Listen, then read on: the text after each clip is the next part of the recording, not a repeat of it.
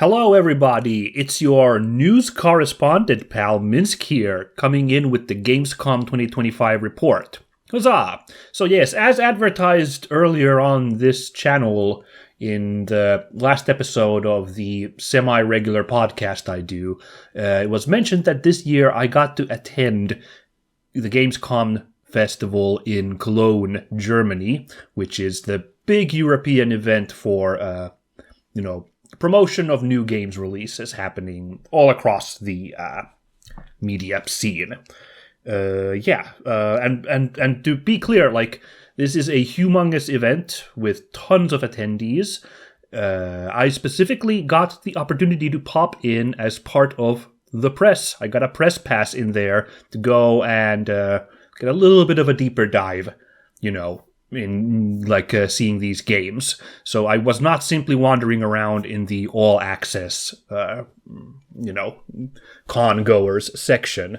Of course, I'm a complete neophyte new guy into this scene, so it's not like I had a ton of back doors open, but still, I was there officially as part of my colleague and, longtime collaborator on this channel, Jonathan's own website, toisto.net, which I will be linking down there, as well as Jonathan's YouTube page. So he's the, let's say, more senior journalist out of the two of us. He's got quite a long career at this point, and I would say a very prolific and successful one, where he has covered movies and video games and sometimes other kinds of media related to that. So he has been to Gamescom several years now, and he's had the offer open to me in the past that I could sometime come there and join him, accompany him, basically as a support role, and also to get a touch for myself about what this kind of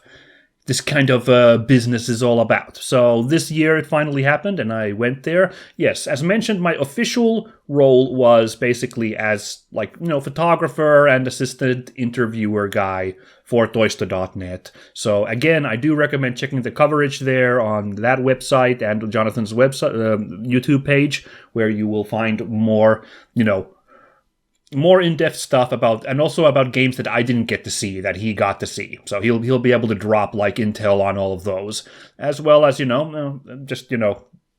his own much more experienced journalistic style will be available there. But I was given completely the free reign to also do my own coverage, which is this video that we're going to be doing here today. So this will be covering the games that I got to see along with Jonathan, as well as, the occasional indie game that I got to wander around and see when I was split up from my colleague there. So, and I said to a lot of these developers that I, wanted to also feature them in case they couldn't be dropped into the Toisto.net coverage. So at this point, again, I would really want to thank all the game developers and other involved personnel who I met at Gamescom, who were so kind enough to give me time and attention and answer my questions about the games that I got to experience there. So yeah, it's thank you for all of you, and I hope my coverage here will be appreciated as well by you.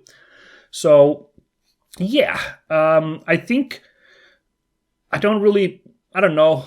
I'm sure. I don't have a lot to comment on the experience itself, except, of course, that it was very interesting. Again, it was really cool to kind of get into that press side of things and see alongside, my more established comrade how the whole business happens. And it was kind of neat, to be able to, do the journalist thing myself. This is something I have, again, kind of wanted to do a little bit. Already back when I was going to Retrospielmessen in Germany a couple years ago, it was just before COVID, I was already thinking what I'd really like to do is somehow jot down this meetings I have here and get to talk to these personalities and do some kind of thing here for YouTube as a little summation. So this is kind of me dipping my toe into that world, and I hope it's going to be enjoyable. I have to admit that this delightful trip was stymied by an unfortunate bout of the cold that I got hit about halfway through, which means that I missed the last day of booked meetings, as well as the last day that we were there where we could have like wandered around freely and check out the, indie offerings and other stuff. So I am just like, torn up about that, because like there would have been some really interesting stuff on that Friday that we still had like stuff booked. Thankfully, Jonathan was able to go and see all of that stuff. So there, again, another reason to go check out his stuff is there's going to be coverage. Again, a bunch of stuff that I did not get to see, partly because, it was only for much more experienced, accredited journalists than myself, and also partly because there was a day that I was lying around in our hotel room, like cursing my sordid fate as I was sneezing my brains out of my head. Yeah. But yeah, let's get on with it then. I'm sure you folks are interested in hearing about all the various video games that I saw at the event. In the interest of fairness, I do believe we'll be going through them in alphabetical order, so it's going to be like a little bit of my thoughts, what the game was, what the idea was, and, what my impressions were, and some of the stuff that I chatted with the developers when they were available there to talk to. And, please enjoy, everybody. I do believe we're starting off with Aether and Iron being made by Seismic Squirrel Games. Huzzah! Yeah, this is a really cool, like, narrative RPG / turn-based, like, tactics combat game that I'm super jazzed that I got to see this, firsthand at the con. I met with the, I believe it was the product manager and community manager of Seismic Squirrel, who were kind enough to show this game off to me at the Gamescom event, and I'm really pretty excited for this game, because it like really appeals to me, gameplay-wise, setting-wise, even voice acting-wise, and I think it shows a lot of promise. So, conceptually, like, they mentioned that, their head writer is a big fan of BioShock, and that shows in this Art Deco retro-futuristic world that this game is set in. It's set in a floating Art Deco sky world powered by amazing magnetic levitation technology that has been invented in this alternate reality, so that like there's like floating sky cars that look like, 1920s Studebachers and stuff, and kind of like wacky science of old-timey stuff, but everyone's still like a 1920s Prohibition-era mobster type, And yeah, you like play a private eye, that most classic of this noir setting, who is, or I guess not really a private eye, because like she's hired to like escort a person across town. But she's got it's that noir detective energy anyway, and then you get involved in the intrigue of the floating sky city as you progress in the game, and have to deal with all sorts of zany, retro-futuristic intrigue. This game is being made by, it's like a 22-person studio, and they're hoping to get this out in early 2026. There's, like, as mentioned, like, BioShock is a big, like, inspiration for the setting and everything, and Citizen Sleeper was mentioned as an inspiration for like kind of the adventure gameplay parts, which I definitely see there. I was honestly myself feeling a lot of Disco Elysium vibes, but I feel like there kind of is this a little bit of a wave of disco likes. To me, it looks like there's like this wave of games that has been coming out since Disco Elysium that have a little bit of the trappings of that. And I think that showed in the narrative parts of this game in parts. I didn't bring it up, and they didn't mention Disco Elysium, but that was the energy that I kind of got from, the whole, the narrative adventure parts have the whole thing where there's like a box of like vertically scrolling text on the right, then you'll make little choices, and your and when you make like a big decision that requires a skill check, there's like a little dice roller that's shown. The Thaumaturge uses this. Citizen Sleeper also takes from that, but and then of course like the setting not being like some kind of medieval sword and sorcery, but rather being something like a little bit more vintagey, I think also leans on that. But of course, like Disco Elysium is fantastic, so anything that kind of reminds me of that is probably going to be pretty good, which is why the energy I got from this as well. Yeah. So as mentioned, this game is very much split into like two gameplay sections: the narrative adventure part that I just described, and there's a turn-based combat mechanic solely around car chases. So as you adventure around the Sky City, you will bump into random encounters or story encounters, and they've put like a lot of they put all their effort into this like car chase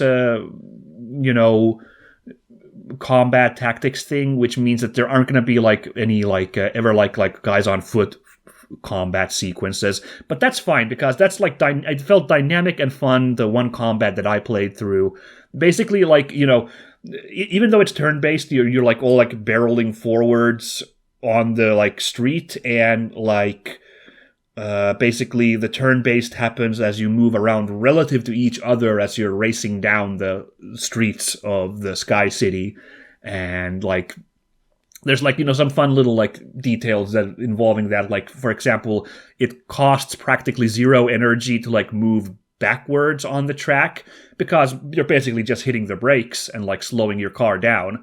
Whereas to like move forwards, you need to like accelerate, so that ends up like costing more energy to like kind of take a forward position on the like little relative tracker that you're moving on. And although I didn't get a chance to get a look at it, like there's going to be like, obstacles and like, terrain effects later on that you're going to have to deal with while moving around and fighting, So that's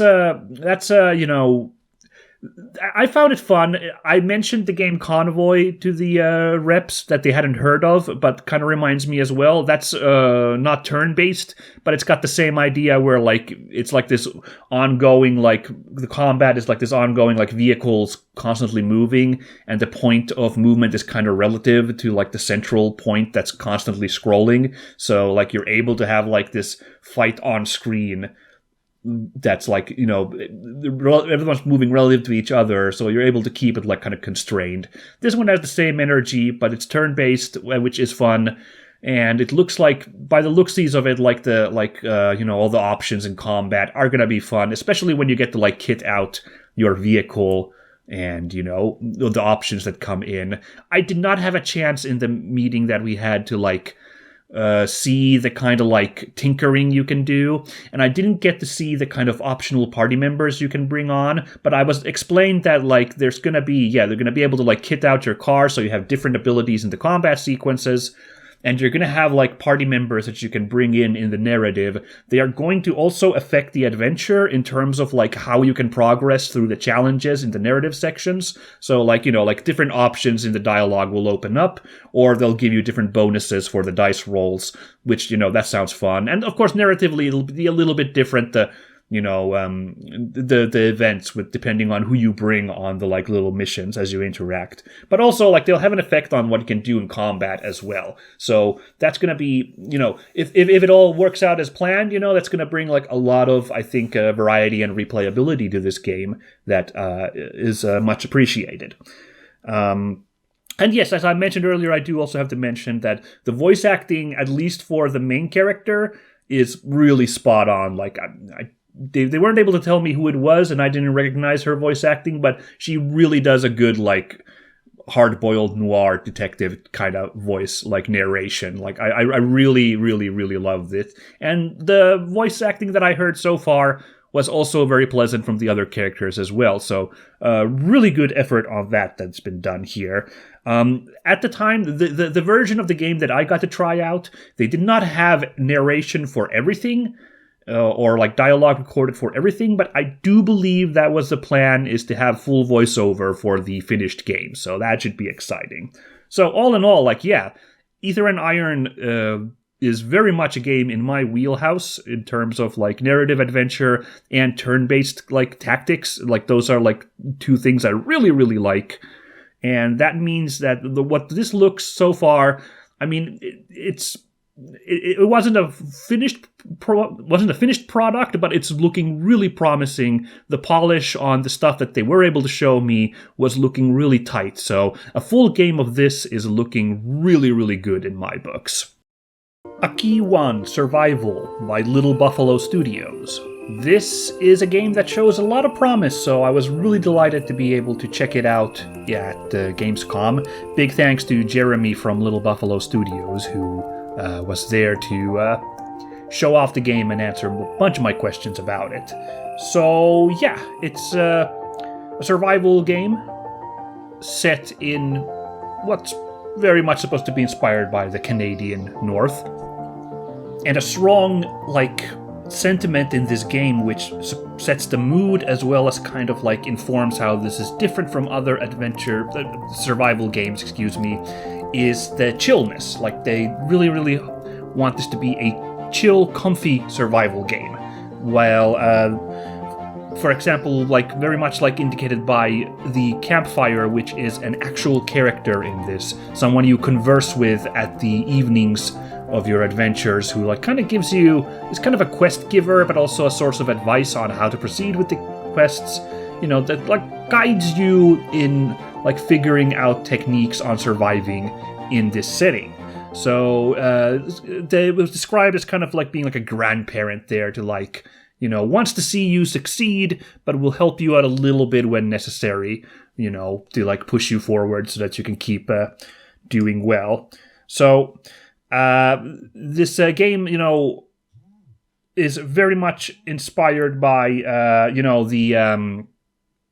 the First Nations people of Canada, and a lot of the like staff making this game have some kind of First Nations background, somewhere in their lives, So the goal here is to like kind of simulate like how, actual people survived in northern Canada, like, pre-colonial times. So there's like a lot of kind of unique little like items to interact with and like techniques you use to like survive. Although again, it doesn't want to be too like hardcore survival. So like stuff like you don't need to worry about like a thirst meter in this game.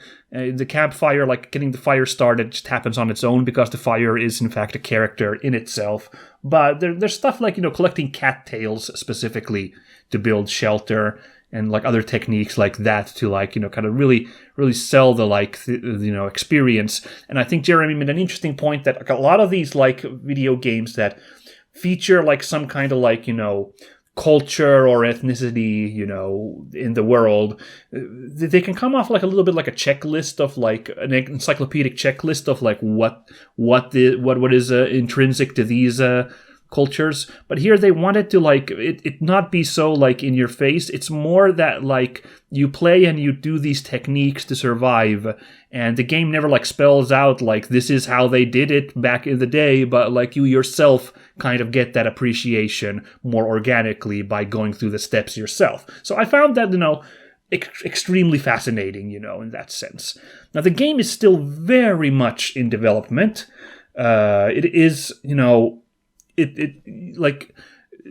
is being play tested, and it is still like going to have new biomes. Like there at this point there isn't a ton of those yet, but there will be, that option. And like currently you only work in the daytime and you go sleep, over the night after conversing with the fire. But there will be a nighttime mechanic at some point, also in this game, like adventuring at nighttime is going to be a thing.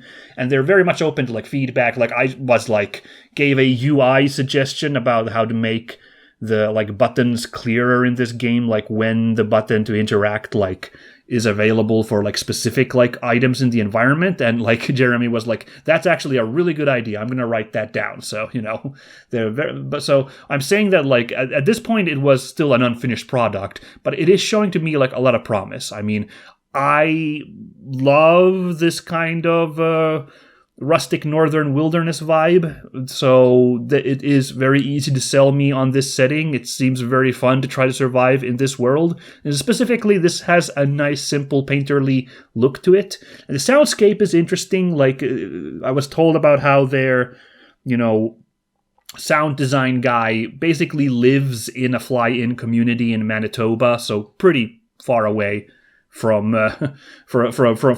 more densely populated areas in a rather remote location, and like does field recordings of like interesting stuff in the environment, like like the crinkling of like fresh ice on a cold autumn morning, like stuff like that. Like, and I think it's very much well realized here.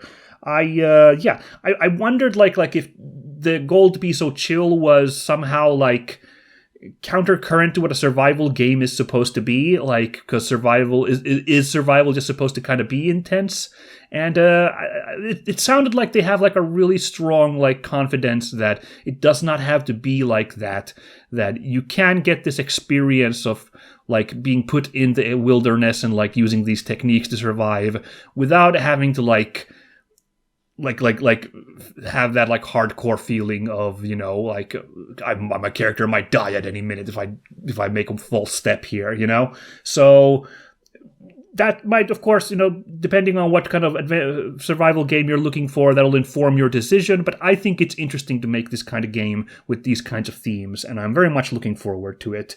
There's a closed early access thing going on right now, but I'm told that they're going to try to get it released about a year from now in late 26. That's kind of the goal. So I do hope people keep an eye on this game because it seems very interesting, and I look forward to seeing what it's like in a finished state.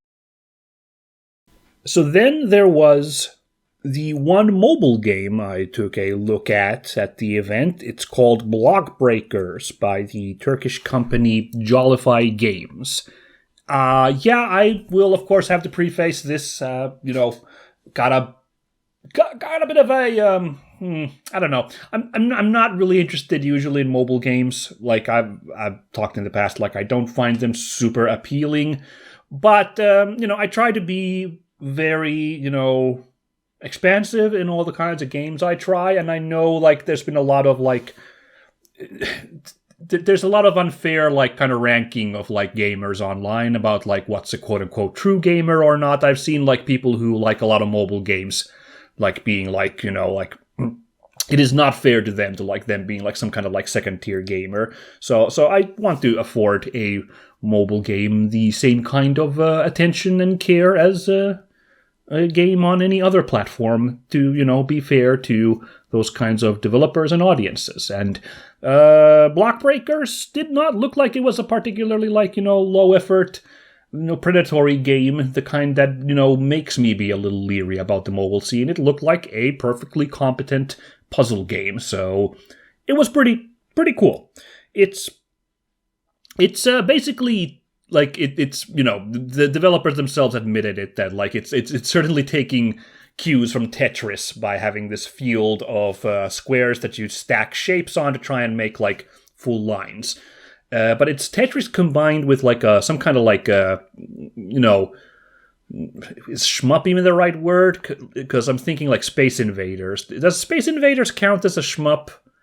But anyway, like Space Invaders Arkanoid-y kind of thing where there are objects on the top of the screen that you are shooting. So basically the combos that you build by making the Tetris lines shoot out projectiles to damage the approaching enemy like objects. I didn't, in the short time that I tried this game out, I didn't get a huge handle on like the exact mechanics of how that works, like what kind of combos create what kind of effects to shoot towards the enemies. But like I appreciate the like idea. It's a novel, interesting combination of two different classic game types. And I found it interesting that, like while it definitely again leans on Tetris, I couldn't operate with exactly the same expectations. The shapes of blocks are varied, much more different, and the the idea isn't the same. They're not in the same kind of hurry. And I think that's what was most compelling about this game, that you can plan your moves rather freely. This is not the type of puzzle game where, like, you know, like, you're on the timer. Like, you gotta, like, figure your moves while the, like, row of objects is slowly sliding towards that kill line at the top. Not in the base game of Block Breakers. Basically, the Space Invaders type enemies only advance whenever you put down one object. And you're also, you're free to put them, like, kind of, you know, anywhere on the field. Like, they don't have to be on the, like, hugging the bottom row like Tetris either. So you can kind of freely, like, slot in the puzzle pieces. So basically that affords you a lot of time to, like just plan and think about how you want to use the pieces that you are being given, which is really chill, you know. Again, like, anticipating some kind of a Tetris thing where there's, like, a little bit of stress of, like, you know, because it's, like, speeding up and stacking blocks. You're kind of like, oh boy. But I thought it was chill. I thought it was chill in that sense. Like, you could instead, like, the pressure was more like kind of like optimizing how you put the blocks down, you know, to you know, like, get the, like, desired, like, shots towards the approaching, like, Arkanoid block Space Invaders enemies. So all in all, like,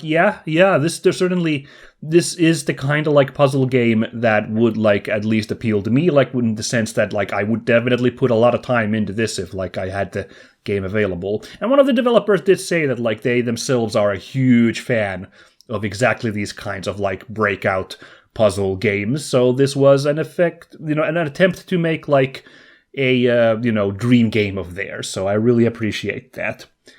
They did feature a few mini games for me really quickly before I had to, like, move on from the testing there. It seems like there's, like, a couple other game modes. The one that I tested was kind of more Tetris-y, where, like, there's the mascot of the character of the game, Maddie, is standing on top of a Tetris block field that's slowly moving towards, like, a kill line at the top represented by a vacuum cleaner that sucks her up, and you gotta try and, like, guide her down to the bottom through this, like, Tetris block field thing.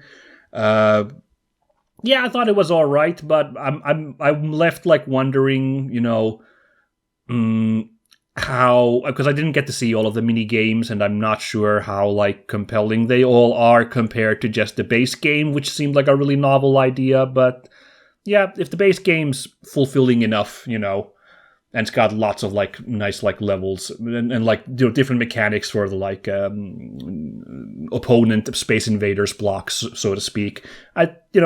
No shame in having, like, a few little mini games there to also, like, vary it up on occasion. So yeah, it's pretty cool. I enjoyed it. The Blood of Dawnwalker by Rebel Wolves. So this is one of the big upcoming releases, and I had kind of missed the stuff on this game up until now, so I was like, oh wow, when we got to learn about this game. And there is a lot going on here, so how am I going to sum all this up? Right. So the setting is 1347 AD, which history buffs will know is when the plague was going nuts in Europe, and sure enough, the plague is going nuts in this kind of Eastern European setting. I think, like it's supposed to be like Romania, because I think they've referenced the Carpathian Mountains in it, you know, so that region where people are having a bad time with the plague, but there's also frickin' vampires. I forget, there was a really fancy term for the vampires in this game, but I forget what it was, I'm embarrassed to say.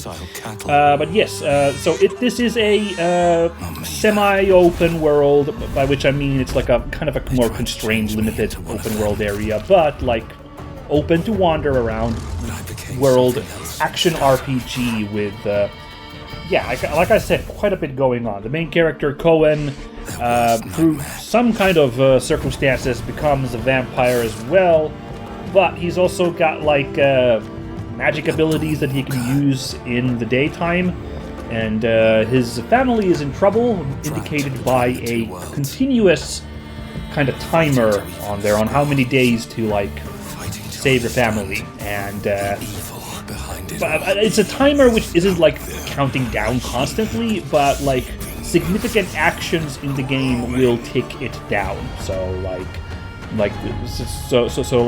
it's more of like when you commit to stuff, like that'll move the timer along. So you have to like strategize, and as I understood, you're going to be able to affect like stall the timer or whatever. Also, as I understood, the timer is not like a game over state, but it will have story consequences.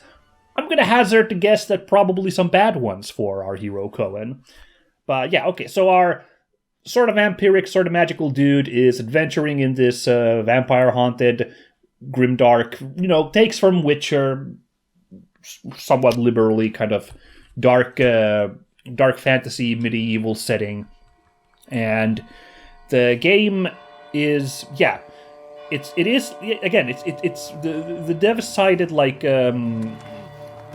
Breath of the Wild as an inspiration in terms of like it being like a sandbox where you could technically just kind of head off towards the towards the main objective, like final area, but like the game's more designed to like you build up your abilities and like preparations to be able to go there and survive the trip. But like it's very open in that sense on like what you're doing. So like if the timer's getting down like really down to the wire, you can just be like, okay, screw it, then you'll do your best to try and save your family, even if you haven't like set everything up perfectly. There's a day-night mechanic, and as we were shown, like this game is kind of immersive sim-ish in that you have a lot of options on how to solve a quest, like to get forward in it. Whether much tied on whether it's day or night, because a lot of your powers are tied to which time of the day it is. So the impression I got is that nighttime is all these kind of crazy Dishonored-ish like traversal abilities from being a vampire, so it's a little bit more fast-paced and actiony. But like then there is daytime, is when you can interact with like the humans, and it's a little bit more like not just a runner, but a fighter. Kind of like a narrative-y, like you can talk your way through stuff. However, we were told that there will be situations where you can interact with people at the nighttime, and obviously there can be combat in daytime as well, as we were shown. So, but there's like lots of approaches to like solving the puzzles as we were shown here. The game does have a detective mode, like it does have like a hold down the button to highlight interactable things, so take that for what you will. But I would still say it's dang beautiful. It's one of these great like realizations of like this medieval European look, so that's very delightful. The combat is, outside of using your powers, the combat was pretty like interesting. Like I very much spotted that there's like a lot of directional mechanics in it. Like there will be indicators on like what direction you're supposed to like swing to block or swing to get around the enemy's defenses. So it's kind of like based on like that directional attacking. A little bit made me think of like Metal Gear Rising with the like parry mechanics there, where you had to like kind of like time it and like look in the right direction, a little bit, but this isn't the same ultimately. We were assured that that the gameplay will also have like not directional dependent attacks and blocks available. It's basically that if you put the extra effort into like match the directions, you'll get like some little bonuses in the combat. So but this should be playable even with the if you're like, I don't know about like can I handle like all these directional inputs, it should still be playable, and beatable with just like the simple, especially because there's going to be different like difficulty levels, so like you're going to be able to set it up to be easier on one of those fronts.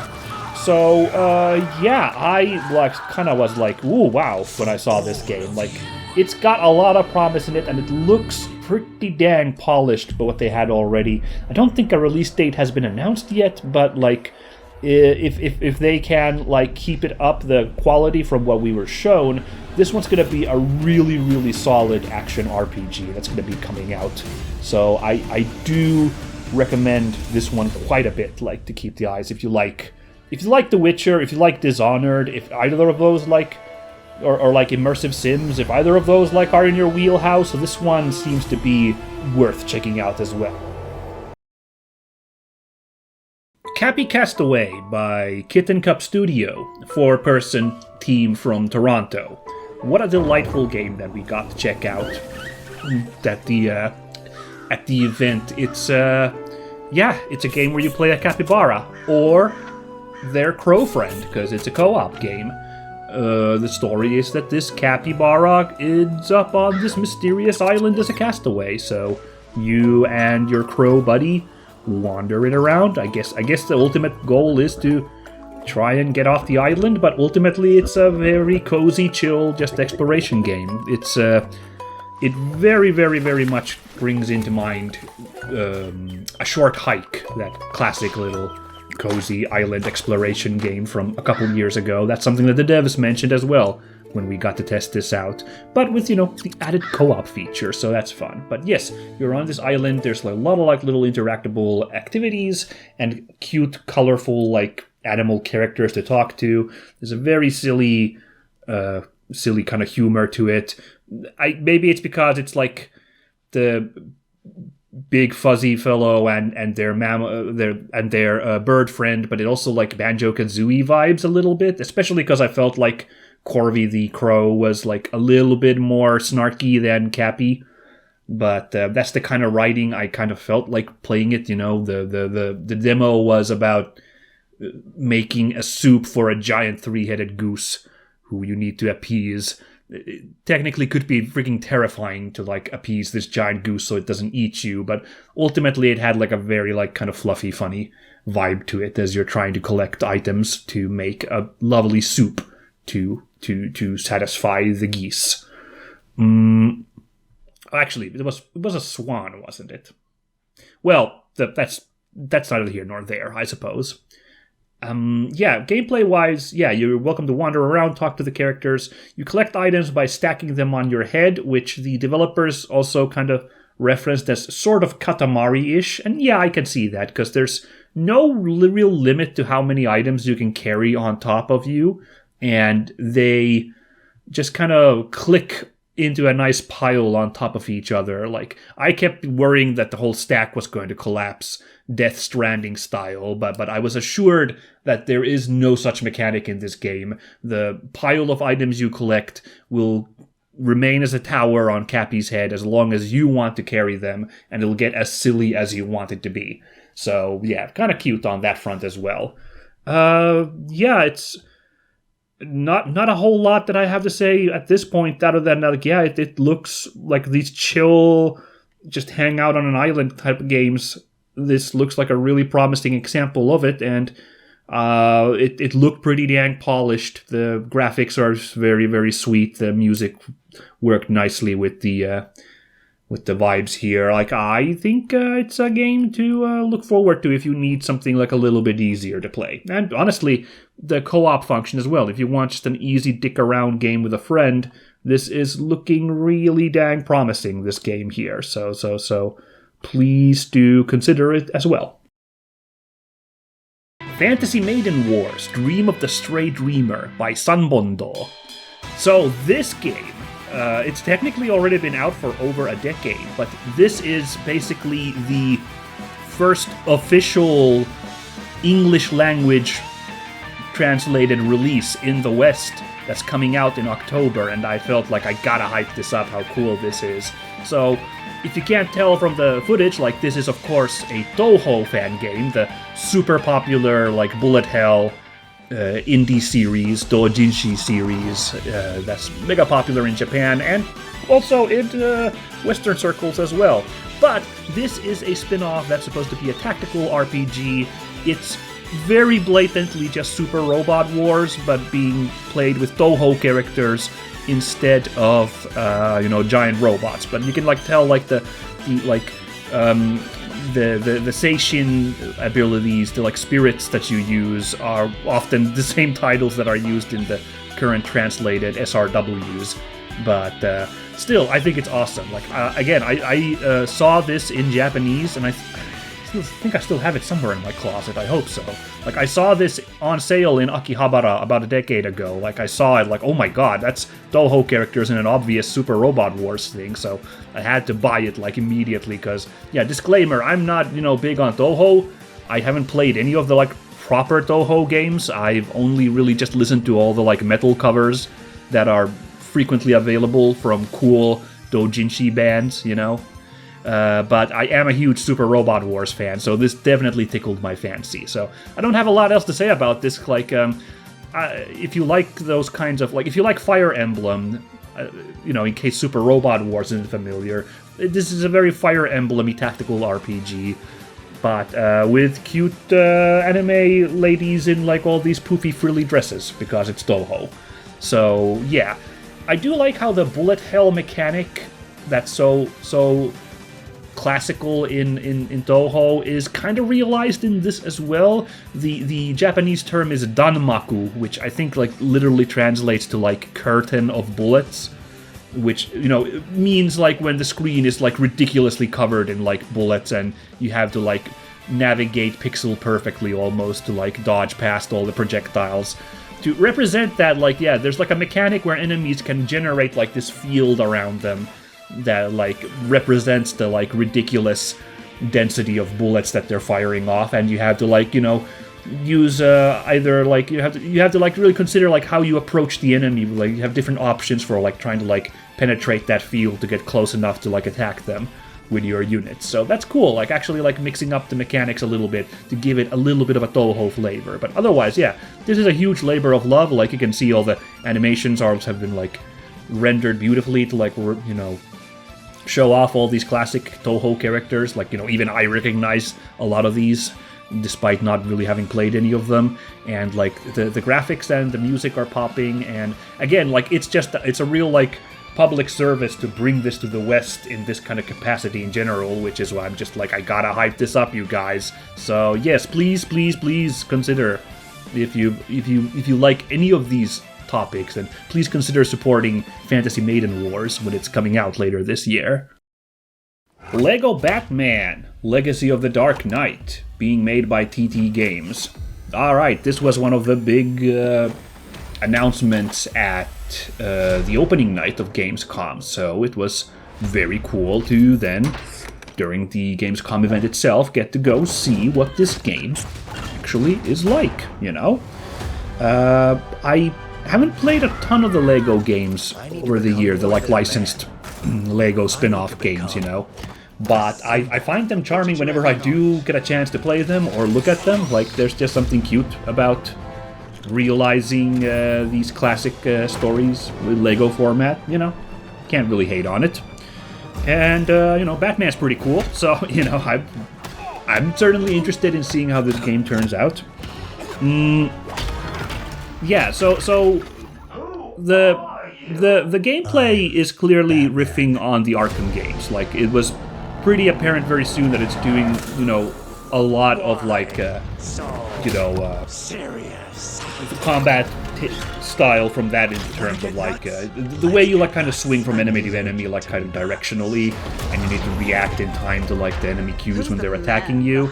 It's very much lifting from that. In addition to that, like, you've got the swooping on gargoyles or other like little plinths and crawling in the vents. That's like very, very much Arkham-y. And then the open world segments, exploration parts definitely evoke the later Arkham games, which had the more open world exploration going on. But it's all in this cute Lego veneer. So, depending on your own tastes, it's either an incredibly awesome or a disappointing thing, I feel like. I do feel like the Lego wackiness adds like a little bit more options into the combat. Was kind of my feeling, and not to mention like the stealth kills are just really funny because the like Lego format allows, first of all, just like some bizarre, Lego stuff to happen, but also like I think the cartooniness of it allows some sillier stealth kills than what you'd expect from the more mature Batman games of him just like triangle choking some goon out, and overall, like, the writing seemed pretty solid from what I got. Like, there's, like, a lot of cute ambient dialogue as well, like some funny riffs from the henchmen you're like stalking, and Batman and whoever he's adventuring with, or for example, Commissioner Gordon, will have some fun banterings as you're goofing around. And, the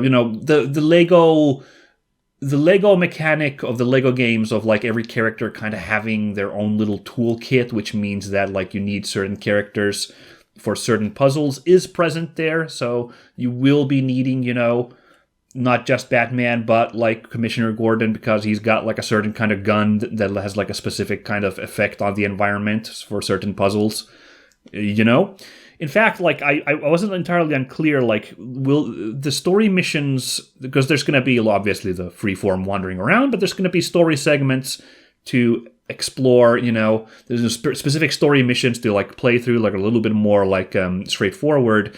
It wasn't super clear to me, like, if those are going to require a specific set of characters, to like play through, or are the story missions going to be tuned more for once you have more characters available? It was not clear from what I got to see from the game, because the one story mission that I saw being played like had like specific environmental puzzles that really did require the specific setup that of characters that was being played through.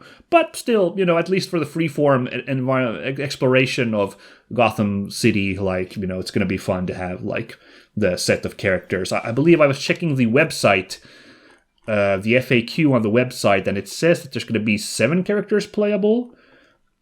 I guess, I don't know. I guess because I remember some Lego games have a giant roster of characters, but a lot of them are just kind of overlap in skills and like abilities, and it's more just like skins. So I guess like if it's 7 playable characters, but they all play uniquely, then that's fine on that front, I suppose. There's a little bit of detective moding, speaking of Arkham, and there's going to be some mini games to do with those, usually piecing together Lego pieces. Assembling things from the environment from the Lego games is also present as well. Looks cute as well. Seems all fine. I didn't get anything about the voice actors here, except for the one that was announced not in the trailer, but during the opening night presentation. They mentioned that Matt Berry is doing the delightfully poncy British voice of Bane, which is fun. I didn't entirely like feel the Batman voice yet. I don't know who's voicing Batman as mentioned. I'm not a hundo. It's I'm used to so many like gravelly and fairly like deep low register Batmen that this one going for like this more like raspy like this. I don't know. Like it could work, but like I'm pretty 50-50 still at this point. But yeah, didn't have enough chance to hear Batman's voice acting to make a decision on that front.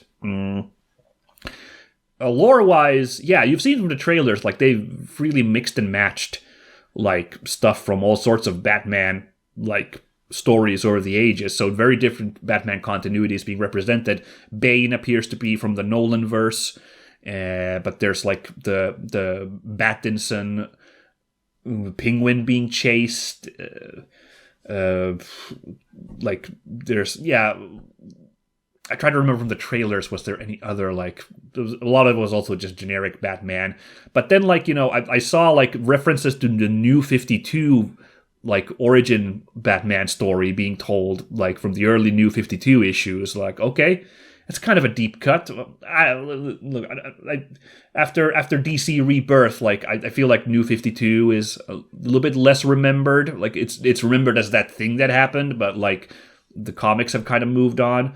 But but there was like specific like New 52 story beats that I saw being shown there that I was like, okay, so yeah, they are doing like deep cuts. I'm not clear how it all comes together. I think it's the narration, the narrative, is going to just be this kind of mix and match of different like characters and like different takes on the characters and the story beats all coming together somehow into like one like Batman story. Like it's not it's probably not gonna be like just like some kind of weird tour of like, well, here's this Batman story and here's how it was told over here, you know, like it is gonna be like somehow trying to mix and match, which, hey, Legos, that's appropriate now that I think about it. I'm gonna be trying to putting together all of that, but yeah, I don't know how to feel about that one either, but like certainly like it's gonna be fun, you know, just to be like, oh hey, I know what Batman story is being referenced here. Like, oh hey, that's cool how this one's been realized in Lego form. Oh, that's fun.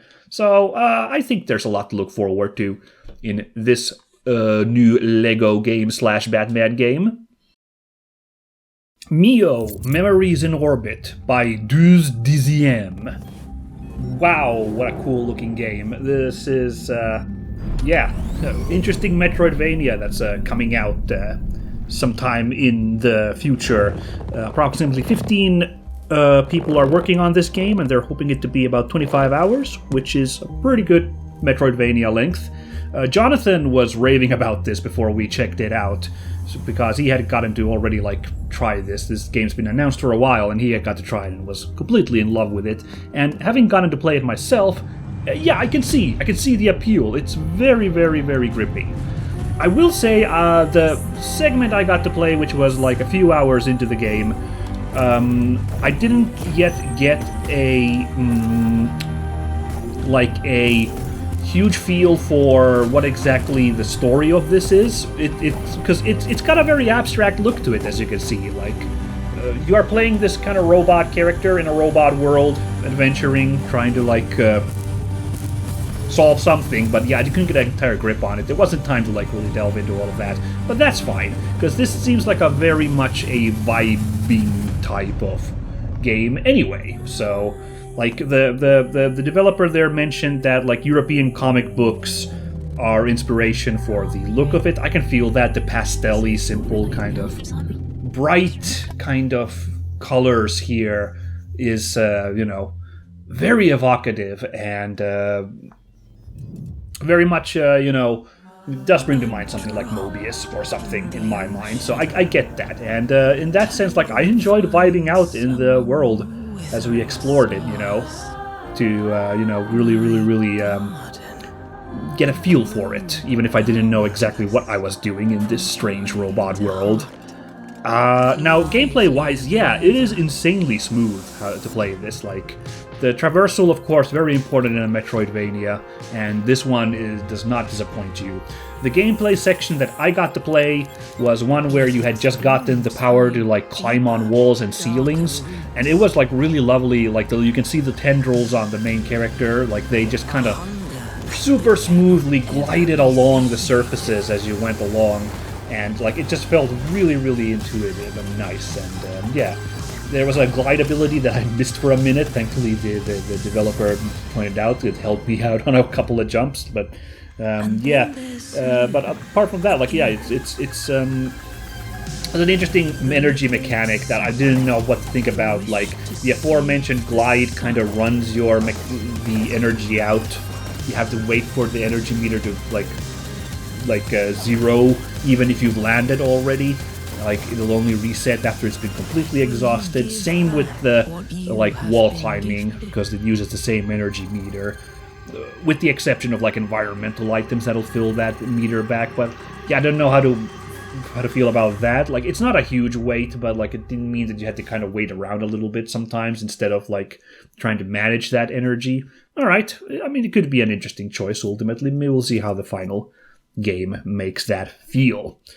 But, yeah. Also, combat was suitably challenging. I got to one boss. The developer was like, if you go down this hole, you'll find, like, a little optional boss encounter. And apparently I did a good job, but I did not beat the boss, I gave it a couple of tries, and, like, the timing is really sharp to, like, dodge the boss's attacks.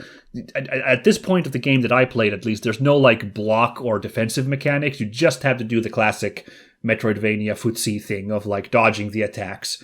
So it was interesting, sure. But I found the groove. It felt really nice to like kind of like duck and weave, definitely invoking contemporary Metroidvanias, like a certain Hollow Knight, for example, like when you're like really in the zone against someone like the Mantis Lords and slipping around their like moves and everything and attacking on when your opening is in there. Like I got that energy from that boss fight, so I was pretty damn fired up.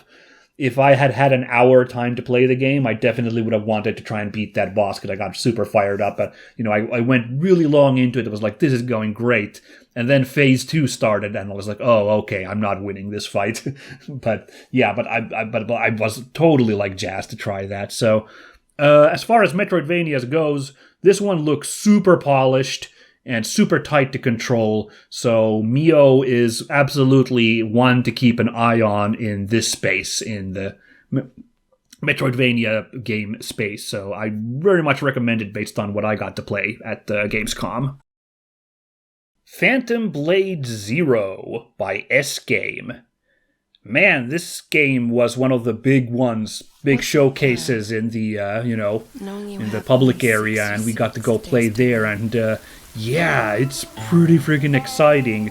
I gotta admit that there's a lot of this happening right now. It seems like these wuxia character action RPGs are now like a really trending genre, and like particular a lot of these are coming from China right now because there's the Black Myth games. There's a second one now announced, and the Swords of Legends was also announced and looks super tight, and then other, not just China, but like obviously, other Asian companies are also making similar sorts of games. That said, still, that Phantom Blade Zero, getting to play that, this felt frickin' tight. I was like, wow, this is cool. The public demo that we played there, it didn't give me much of an indication of the backstory, but like it was very cool. It's obviously taking some like trappings from these aforementioned games, like the traversal of these like kind of caverns and cliffs as I played through this like raid on this like culty bandit camp thing that were doing creepy like face melting experiments. It felt very like Neo-y when I was adventuring through the environments. But the game still definitely had its own like nice, tricks to it. Like, obviously it's beautiful. It's like a beautifully rendered take on like medieval China, like this very cool like and imaginative takes on environments, and the lighting was also really nice, like this perfect twilight that you were constantly adventuring in. The gameplay, basically you have two weapons equipped at times, and you basically can swap between them mid-combo, kind of reminding me of like the trick weapons in Bloodborne, in the way like you could like switch between modes mid-combo. So same idea, kind of like you can just kind of swap to the other weapon and continue a combo, and it's gonna be like pretty satisfying. And the combos were like nice and cool, like you've got like big meaty ones there. It's interesting, the enemies are not easy to stagger in this game, so like combos are like not something that can easily just be executed willy-nilly, but you are very hard to like stop from a combo going, so it can be like where you and the enemy just kind of trade real hard with these moves, as you're like smacking each other. Again, this also using the like mechanic that, for example, Elden Ring uses, where beating up enemy groups can grant you healing items, or Bloodborne, I suppose. It all, again, just encourages a pretty aggressive gameplay style that I enjoyed. And there's really good variety in the weapons that was already in the demo. You got like, medium-sized, fast like dual-wield weapons. You got big, chunko, like two-hander weapons. You got even like a little bit of ranged options. Like there's like a sword and dagger combo where you can toss the dagger during your combos, and there's like these like rings that you can like toss about, like all sorts of wacky stuff going on. It really, like, mixing and matching those felt really, really fun. And I didn't like find a sense of like what's like the optimal of like loadouts, or like, what's like a good time to like swap between them, but it was fun experimenting all the same. There's a bunch of other mechanics in here. Obviously, you got your like footsies, your parries, dodges, all those mechanics to play around with as well. But you also have like equipped items on top of your equipped weapons that are like you use like point resources to like use those. And you also have like these like big limit break moves, or kind of like, you know, big flashy moves with both of your weapons that you can again use points to use, you know, kind of like a super stock from a fighting game to some extent. I gotta admit that was again a lot to deal with. I've had this problem in some of the games I've been playing lately and recording, like FF7 Rebirth. Like, the plethora of options is a little much for me, and trying to figure out how to, like, you know, mix and match them all has messed me up at times. But thankfully, like, it seems like it really is a case of, like, you gotta pick what you want to focus on. Like, the gameplay seemed challenging, but still, like, doable with just, like me kind of, like, shirking using the, like, extra items so much. So I wouldn't be too worried about, like, having to master a whole bunch of systems for this game. The enemy AI, like, really impressed me at a couple of spots. A lot of it is the, like, standard, a little bit Souls-likey, a little bit character action-y that you get from these kinds of games, for sure. But, like, there was, like, this one encounter with two, like, ninja ladies where they were, like, really playing off of each other really beautifully. The way, like one of them did, like, this big combo while the other had ran off, and when the first one finished her combo, the second enemy kind of came running in, like ninja dashing in from the side and like pulling off like a move on her own, and like this really fluid like continuation of her partner's combo. And I was like, wow, that looked amazing, even though I was getting my ass kicked. But still, like, wow, that's so cool. And then, like, the cherry on top, like me being able to like get a finishing move on one of them, and then get an opportunity to, like, do a quick finishing move on the other one, so, like, I turn the tables and take them both out at the same time. That was a really organic, but still cinematic moment, just, like, organically coming out of, like, this cool gameplay system. It's really got me impressed. The English dub, I don't know, I'm not a hundo sure. I swear I heard Sung Wan Cho in the dub there for a second, like one NPC that had one line of dialogue before dying. Sounded a whole lot like Mr. Pro ZD, and that'd be fun if he's in there.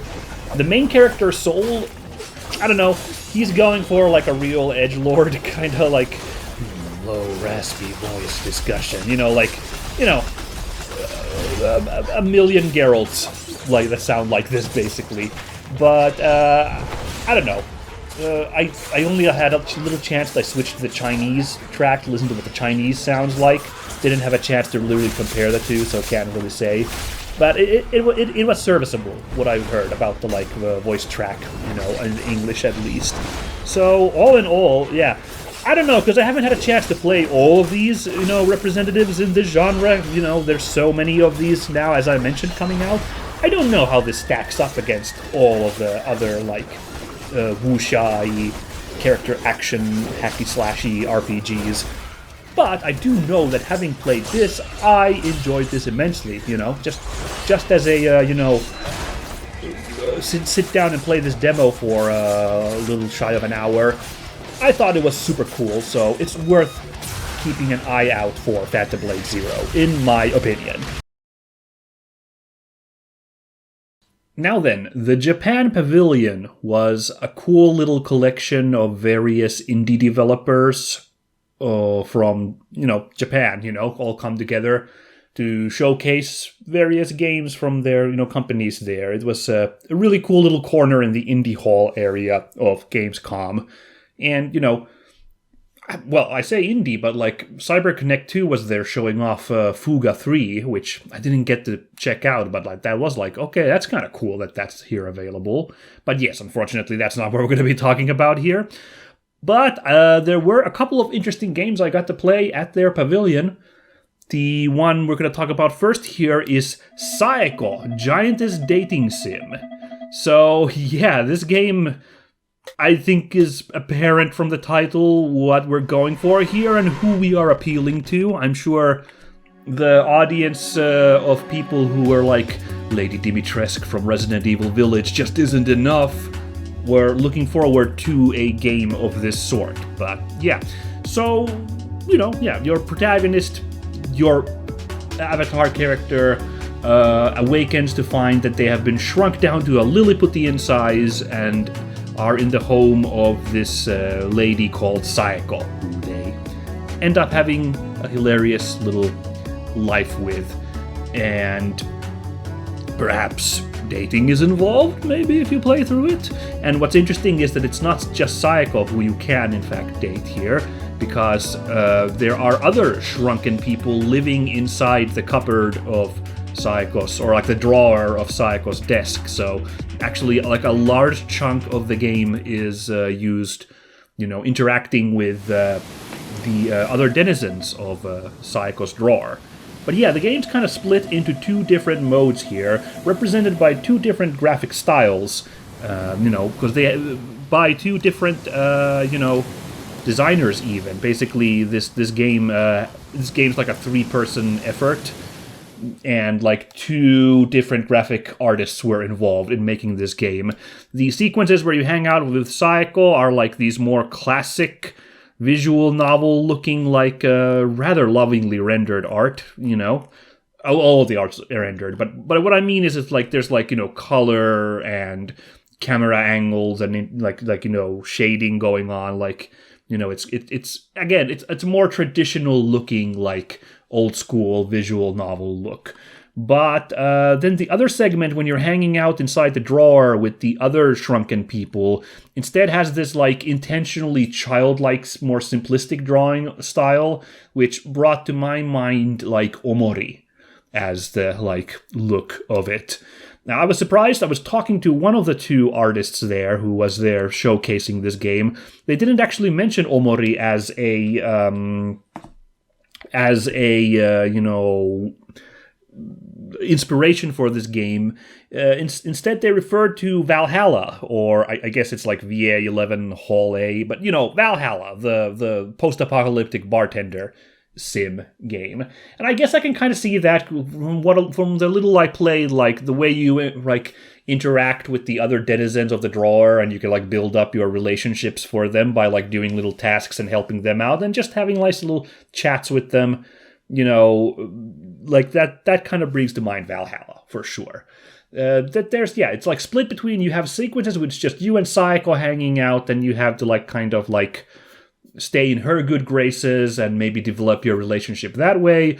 And on the other side, you're hanging out inside the drawer and, getting to know the other denizens of SAEKO's house, and like kind of like maybe finding companionship there, perhaps. All in all, like, again, this is, with a three-person team with two artists, it's very, focused on the art, and I do think it wins there. It's got a very unique and well-rendered looking graphic style, and I think the two different modes seem to work all right in tandem, so, like, good effort on all of that. And it's, of course, a little absurd, but, like, I think the game will definitely find a audience. It's already out, of course, this one, so do feel free to check it out by now. But I imagine this will find an audience in the visual novel field. This is the sort of quirkiness that comes up there as well, so I think there will be folks who will appreciate the vibes of this delightful little dating sim. Shrine's Legacy by Positive Concept Games. Primarily two people worked on the majority of this, throwback 16-bit looking RPG that's going to be coming out on the 7th of October. Actually got a date for this one, so keep an eye on it. Another one that I heard about before the convention, so I made sure to stop by and give it a look, and I thought it was pretty dang cool. This is very much a Super Nintendo era throwback game. In particular, as I watched it played, and then I got to play it myself. I think Secret of Mana is the obvious touchstone here on what's like an inspiration, because it's an action RPG, so you get to wander around and real-time fight the little creatures that show up in the woods. But it's not exactly Zelda-ish. I think it's a little bit more focused on the abilities, and also it's got co-op in it. Like, you can play it single player. That's how I tried out the demo, by playing it single player, and you can swap between the two characters with a press of a button in that case. But you can also play 2-player co-op in this adventure as well. So if you want to have a buddy who wants to reminisce about the Mana games, it's possible with this one. It looks very like, again, the inspirations are very obvious here, because it very much does look like a 16-bit game. And like there's like, I mentioned Secret of Mana, but I also noticed like at one point when the characters get startled, the sprite startle animation is that kind of jumping jack pose that like is very iconic to Chrono Trigger. Like I saw that pop up there, like, okay, there you go. But it's charming. It looks super good to me. The combat is a symbol, or like the gameplay in general, it's like symbol again, like hack and slash combat from this like overhead view, with some mixing up of like magic spells you can use in combat and also for some like environmental puzzles. I had only time to test out the one beginner spell, the ice spell, which freezes enemies, but seemed to be nicely integrated into everything. The boss fights, like I saw the people before me fight one boss, and it seemed, again, imaginative, maybe a little bit Zelda-ish after all, because it was a boss fight where you had to use the spell you had previously gathered in conjunction with combating the boss to defeat it, but it looked very well done. I'm not sure about the story. From the demo started very in medias res with our two heroes, and it seemed not particularly revolutionary as a story. From what I could gather, the female lead of this story is kind of the driving force, trying to like find the power in the world. I forget what was it, just magic, or was there a treasure they were hunting for? But they were trying to find something to like defeat the evil armored spooky villain guy. And the male lead seemed to kind of just be, from what I gathered, he had somehow gotten like caught up in all this. So he's your hapless, average RPG adventure protagonist dude who's somehow gotten wrapped up in all this craziness and was there to help out the lady of the adventure. So nothing super crazy, but like a simple, charming throwback thing. I'm going to have to admit that probably out of every game covered here, like this one's jumping out the most to me as like something I'd like to stream or perhaps even record a full playthrough of for this channel, because like this seems to kind of hit the exact notes of what would be a fun, quaint little playthrough. So I think it's got a lot of potential, a lot of promise, this game, and I do again recommend this one to take a look at. Sky the Scraper by Ryo Kobuchi. This is a 4-person team who worked on this interesting little physics puzzle game.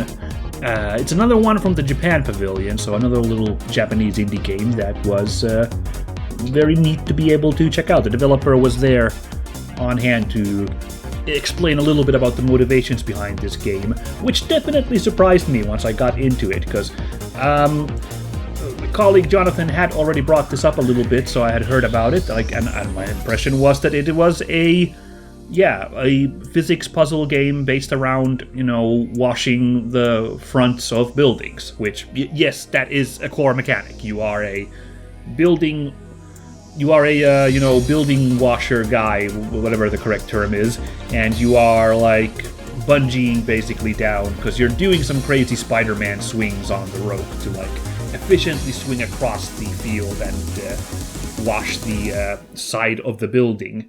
What surprised me is that there's also this like life sim aspect to it that sort of kind of reminds me, something like a little Persona-ish, I guess. Maybe it's just the Japan connection making me think, but something like that, where like you, between jobs, you like follow your character who has moved into the big city, and this is the job they've found to like earn a living.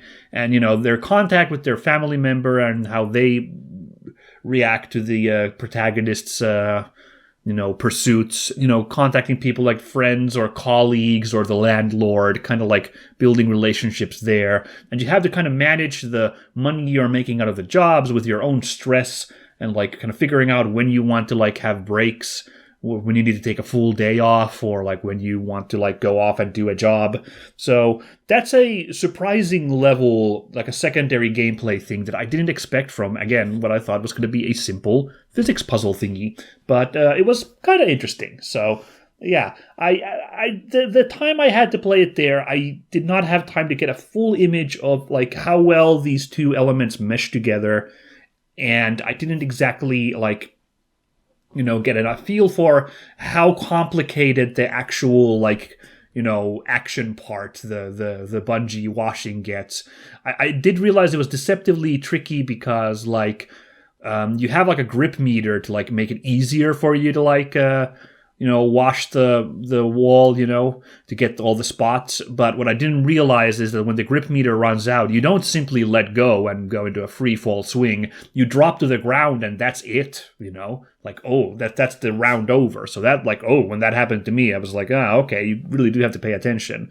But there is, like, unlockable tech to, like, get, like skills to, like, do, like, tricks while you're swinging around. So I imagine there will probably be more involved levels as well to take advantage of your, like, growing, like, selection of skills, I guess. How all that comes together, again, not a hundo sure. But the developer explained that, like, they wanted to, like, originally it was just going to be building cleaning, but they wanted to highlight the, like, actual experiences of living in a big city in Japan, like moving in and trying to find a job and trying to, like, carve your niche there. So, which is, urban life and the motivation to, like, live there were things that they wanted to highlight, as part of this game, which is why they pop up in these extra lifestyle segments.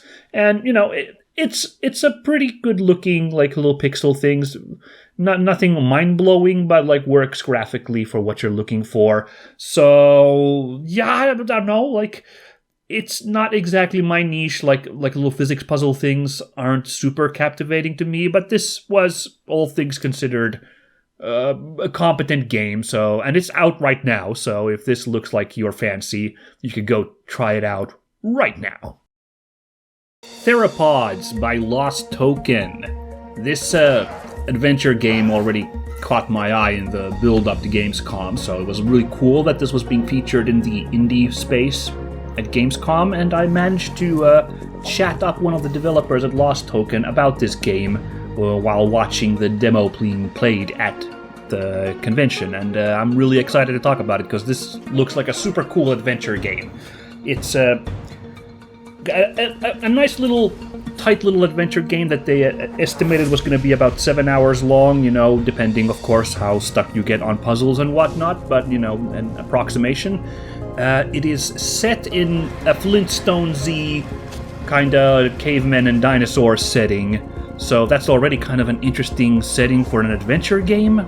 But the big hook that the dev explained to me is that there will be no dialogue in this game. It is going to be an entirely dialogue-free adventure, I guess representing how, at this stage of human development, I guess they weren't talking yet. I guess it just somehow kind of fits, cavemen to, like, not have dialogue in the story.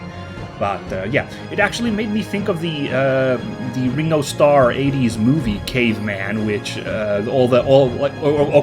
almost all of the dialogue in that is like this, like, made up simple caveman talk rather than, like, proper dialogue, which makes an interesting experience. The dev actually didn't know that movie. I was a little surprised. I thought that would have been an obvious influence for this, but not really. No, this is more leaning on Machinarium and actually the movie Apocalypto in terms of, like, the, like, Apocalypto for the language side, Machinarium for just the chill adventuring with no dialogue vibe, which I get fully, and, Machinarium, one of the best adventure games, certainly one of the best adventure games from the last 20 years, absolutely, like, it's so cool. So anyone who wants to make games like that, big ups from me. So, yeah, and it looks really charming from what I've watched, like, adventuring in this little caveman world, hanging out with the other tribes folks as you go and try to save them from the bad tribe, and you help out. I can't tell it's an alien or a time traveler from the trailers, couldn't make out entirely. But yeah, like you do the adventure game hustle, point and click adventure game hustle of going around collecting items, using them to like get past obstacles and moving forward. But yeah, with that interesting, narrative constraint of no dialogue, limitations are the fruit of creativity or whatever. I don't know what the phrase is, but that's definitely a case here. With some delightful pixel art that really is nice to look at. It's well animated. Obviously, like, old school Monkey Island was cited to me as an inspiration for the kind of graphical look here. I get it. And also, like, kind of pixel art kind of fits, because it's old-timey, so it fits, like, dinosaur era, I don't know. Also, actually, I just now thought about Dino Run, was that really fun browser game where you're running around as a dinosaur, which is also very pixelated. This seems like a, this almost feels like a narrative sequel to Dino Run in that sense, like it's similar kind of vibes with the characters. I was wondering if the biggest challenge for this was going to be that it's hard to come up with like scenarios and like puzzles and stuff in an old-timey, like prehistoric setting, because so many adventure games, of course, are set in like urban settings or just like big city, or like there's like modern trappings, which gives you like a huge breadth of stuff to interact with, whereas this one is you got it with the constraints of like pre-civilization.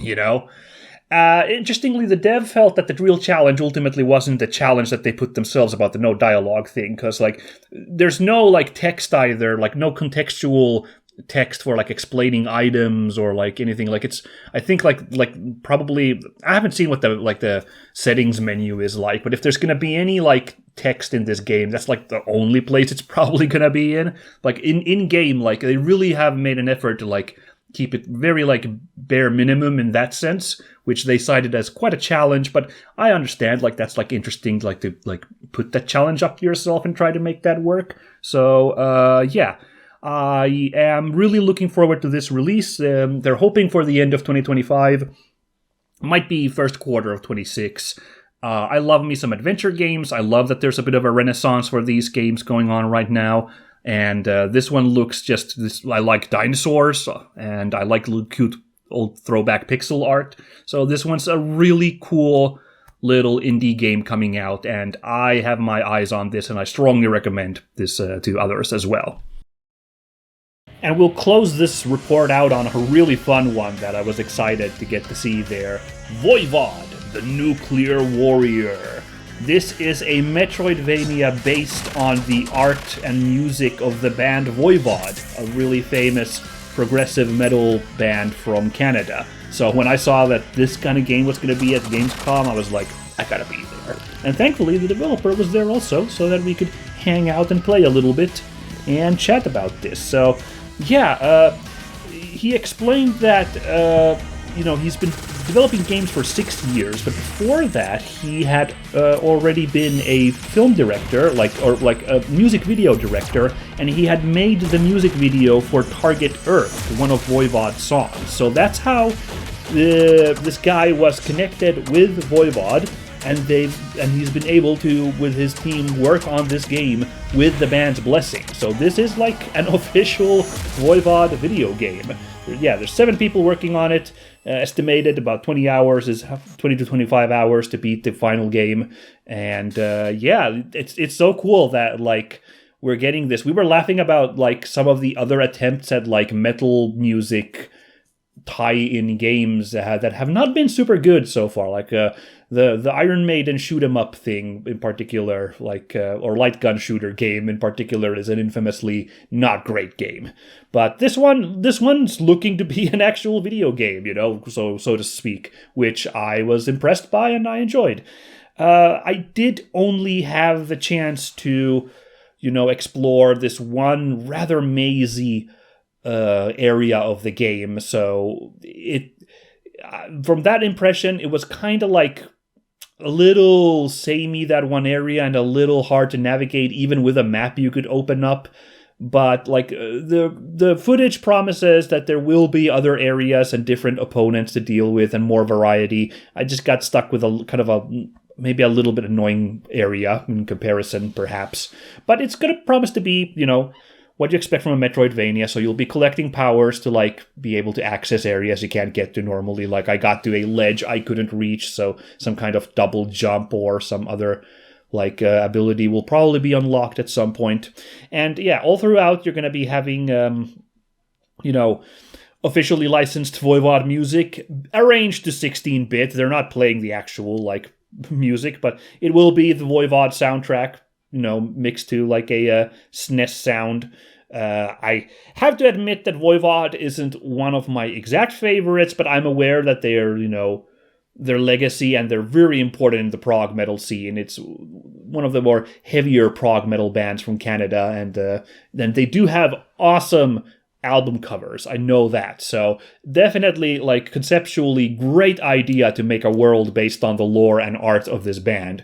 And I think it's going to be fun to find references all over. There will be, for example, vehicle sections, and the tank from the cover of I think it's the third album, Roar, might be showing up somewhere there, and that's my favorite Voivod album cover, so I was jazzed to hear that will of course be featured. So there's some amount of metal music fans who watch my channel as well, so I feel like this one's for you to keep an eye on. This game is looking to be very interesting.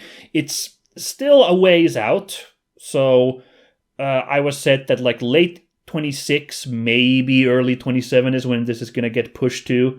But I think it is at this point worth keeping an eye on because the concept is so cool. So yeah, rock on with Voivod. I love it. And that will be it, dear viewers, for my coverage of 2025 Gamescom, the games that I got a chance to take an in-depth look and chat about with some representatives and developers. Thank you again to all of the developers who had brought their games there on the show and were willing to showcase them and give me a chance to take a look at them. There's some embargo stuff that I can't bring up, so I'll leave those for Jonathan. He knows when the embargoes will be coming up, and I'll let him handle. So do, again, keep an eye on my colleague Jonathan's pages, because there's going to be even more coverage of Gamescom there, and some games that I didn't bring up here, natch. So, very much recommended. But, at this point, of course, I do need to again point out that there was basically one more full day with stuff booked that I could have seen, but yeah, as I've mentioned now a couple times, I did come down with the flu. It really, really, really sucked. I was really damn depressed on that Friday when I could have still been, touring the place and learning about the games currently in production or coming out in the near future. But it was 3 a.m. when I woke up to a pretty gnarly fever, the kind where you're so spent that you need to work up the strength for 10 minutes just to get up and go get medicine or walk around or do anything really. And I remember for maybe about a couple minutes I was in my brain I'll freaking take a bunch of pain medication, I'll take freaking nose sprays, I can soldier on. And then after those couple of minutes and just realizing how shit I was feeling, I was what am I even thinking? I can't go to a freaking event in this state. I'm going to put myself and others in peril. So I just had to tap out, and it really, really sucks. I'm really sorry to all the developers and games that I was still queued up to visit that day and did not get a chance to see. In particular, I am very sorry to the game. Who was the developer? Hold on, let me look. The game was called By Sweet Carol, which is developed by developed by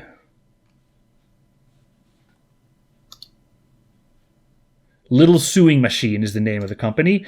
I had a time booked specifically to visit their booth in the indie hall and like meet and talk about them because their game looked super good, and I had to cancel that meeting again because of reasons stated here. So I'm really sorry in particular to the devs of that game. I will try to make an effort to like feature this game on like some kind of stream or something once it releases in October, so that I can, give it like a little bit of its due as well, what I can.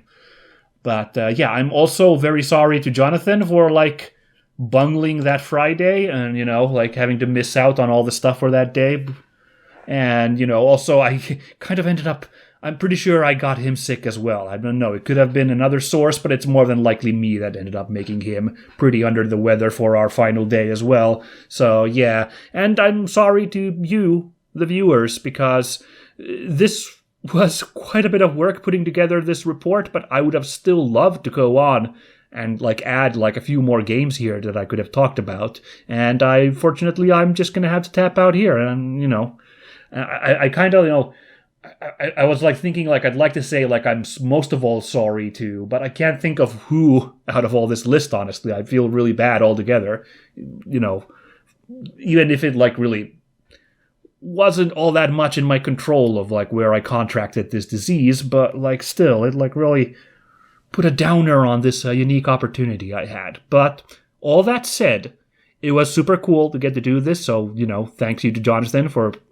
bringing me along as his assistant interviewer journalist dude, and thank you for the con organizers in general, and again the developers and everything, and thank you for watching all this. I hope it was interesting, and I hope there was some interesting games featured here, hopefully something that might pique your interest and you might look into when they're going to be releasing later on. I certainly have taken some ideas and put in the back of my head about some of these games which looked really, really tight.